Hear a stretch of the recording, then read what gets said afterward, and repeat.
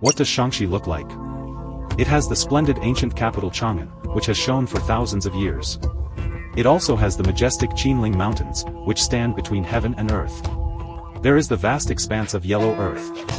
A highland with crisscrossing gullies, reminiscent of a sorrowful song. There is the resounding Qin opera echoing in the Guangzhong Plain. The Qin River stretches for 800 miles. And it is not just the flying yellow dust as seen by outsiders. The landscape is much more beautiful than you can imagine. Today, let's step into the land of Shaanxi. It has an extremely long north-south span, with a straight-line distance of about 900 kilometers from the southernmost to the northernmost point. It borders 8 provinces and crosses 3 climate zones. The northernmost point is at the same latitude as Beijing. And the southernmost point is at the same latitude as Shanghai. Its center is the origin of the territory of our country. Even Beijing time originates from Shaanxi. With its vast north-south span, it traverses 3 major geographical units. The northern part is the Lus Plateau. The central part is the Guangzhong Plain. And the southern part is the Qinling Mountains. And the Qinba Mountain Range, which are shared with the Daba Mountains. This has created significant north-south differences. The north is divided into 3 parts, northern Shaanxi Guangzhong and southern Shaanxi. There are significant differences in language and culture, forming a situation where one province is like 3 provinces. The Yellow River surrounds Shaanxi and its largest tributary. The Wei River flows through it. The Jialing River, the largest and longest tributary of the Yangtze River, and the Han River both originate. Next, we will step into Shaanxi up close. First, we arrive at the Lus Plateau region, located in the northernmost part of Shaanxi province. It is adorned with the largest lake in Shaanxi, Hangjianeo, which is also the largest desert lake in China. It is adjacent to Inner Mongolia and serves as the junction between the Lus Plateau and the Inner Mongolia Plateau. Unlike the dry image of northern Shaanxi, this place is a picturesque expanse of water and sky, truly breathtaking. Moving on, we come to Longzhou Danxia, where the Inner Mongolia Plateau and the Lus Plateau converge and collide. After millions of years of sculpting by rain, wind, and frost, this awe-inspiring landscape has been formed.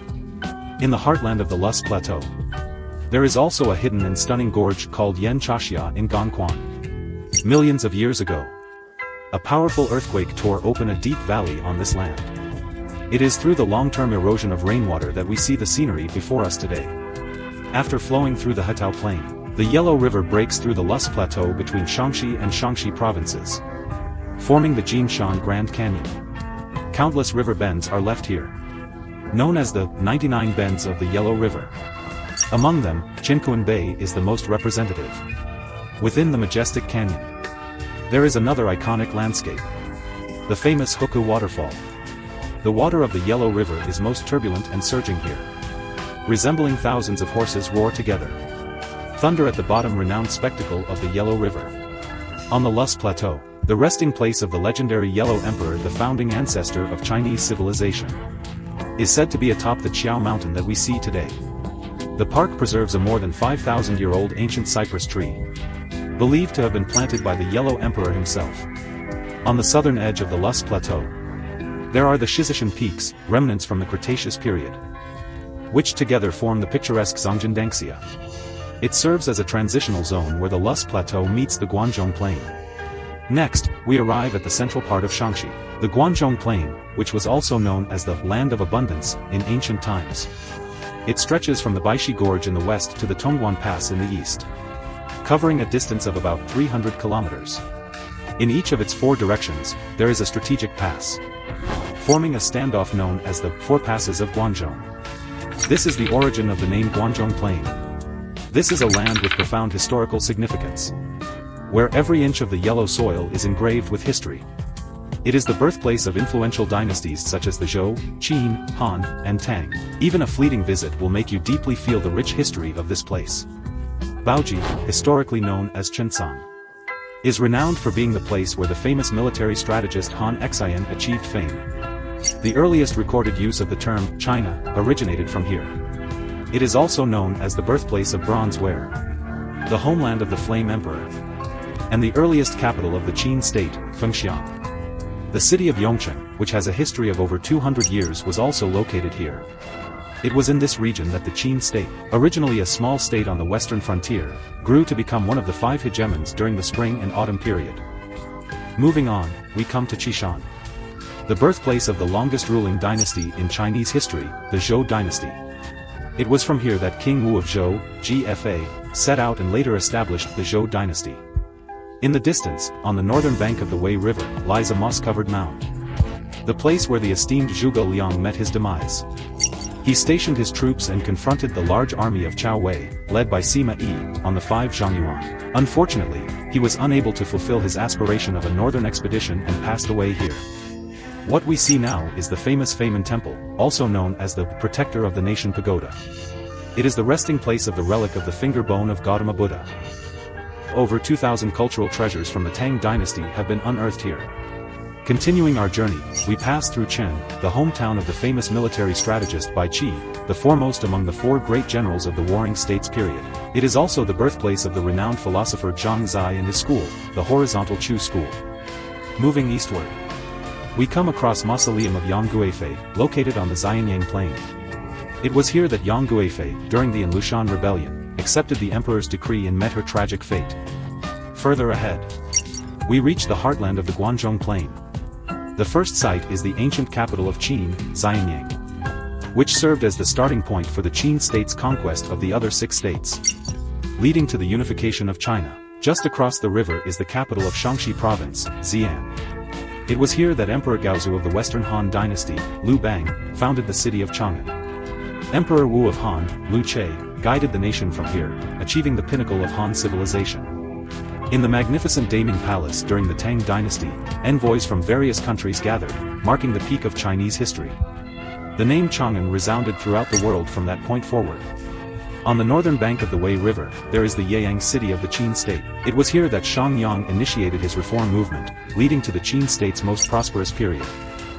Next, we come to Weinan on the southern bank of the Wei River. The wine sage Du Kong, the word sage Zhangjie, the Tao sage Lei Xiang, and the paper sage Kai Luan. All born here.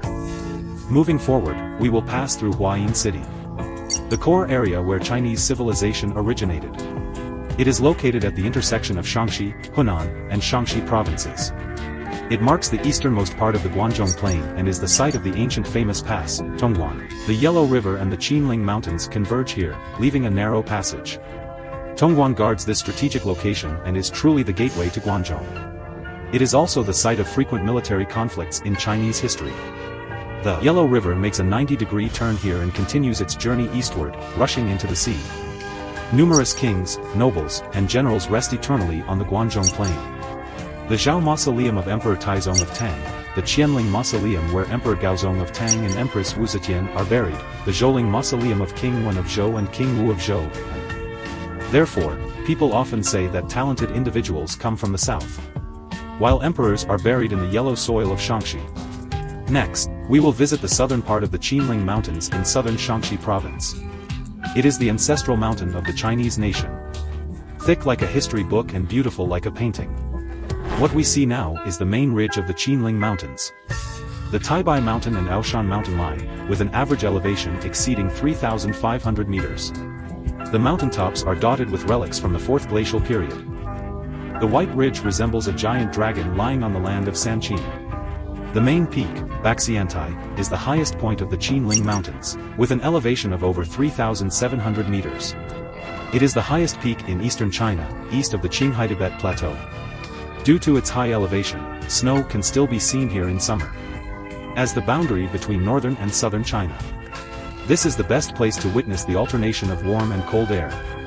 Next, we arrive at Huangbaiyuan on the southern side of Mount Taibai. This may be the most beautiful place in the autumn of the Qinling Mountains.